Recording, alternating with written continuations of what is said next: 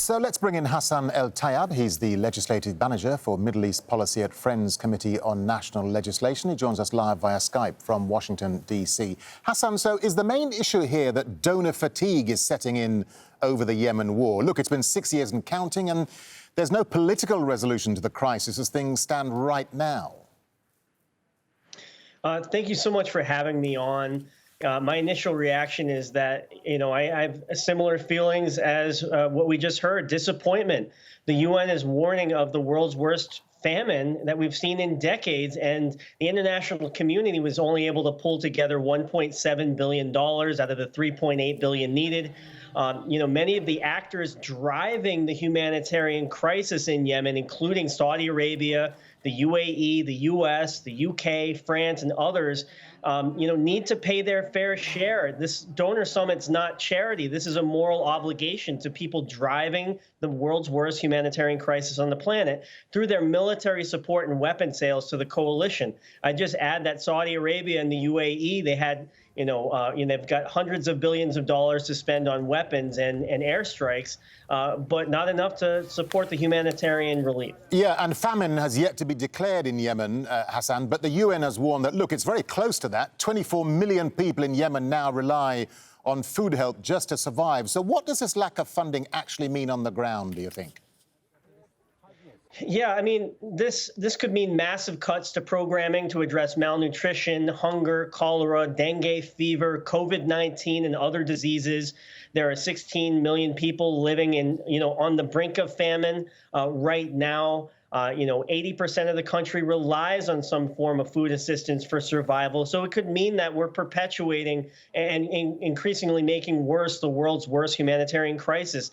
I think the most heartbreaking statistic that I've heard from the UN is that 2.3 million children in Yemen are suffering from acute malnutrition. And then, 400,000 of those same children under the age of 5 are suffering from severe acute malnutrition and could die if things don't change on the ground. So it's of urgent concern that we restore this critical humanitarian funding. It's important to note that aid alone can't support a population of 30 million people, and that the Saudi blockade that's choked off the economy is also a major contributor to the humanitarian crisis, and the international community needs to put pressure on that as well. Yeah, and Hassan, it's worth pointing out that you wrote in an op-ed published last December that the Trump administration basically turned a blind eye to the war in Yemen. So how should President Biden now be shaping his administration's foreign policy on Yemen, do you think? Yeah, thank you for that question. The Trump administration years were really tough for people who want peace in Yemen. Unconditional support for the Saudi UAE-led coalition. The Biden administration started off on the right foot, I'd argue, by saying we're going to end U.S. support for offensive operations in the war in Yemen, and that they were going to lift the FTO, the Foreign Terrorist Organization designation, to ensure that humanitarian aid delivery could continue. Now, the next step they need to do is urgently restore humanitarian funding. The Trump administration made USAID cuts early March 2020. The Biden administration has kept that suspension in place. That needs to be lifted immediately. And I think that might have caused some of the depression and the numbers raised. We also need a new UN Security Council resolution that's fair and inclusive. That would call for a nationwide ceasefire, push for an end to the blockade, an end to obstruction of humanitarian aid, and calls on every country to stop military support and weapon sales to all warring parties, not just the Houthis. So we need to replace 2216 and get a new UN Security Council resolution.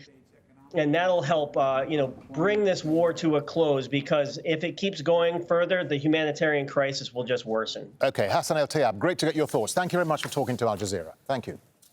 Thank you so much.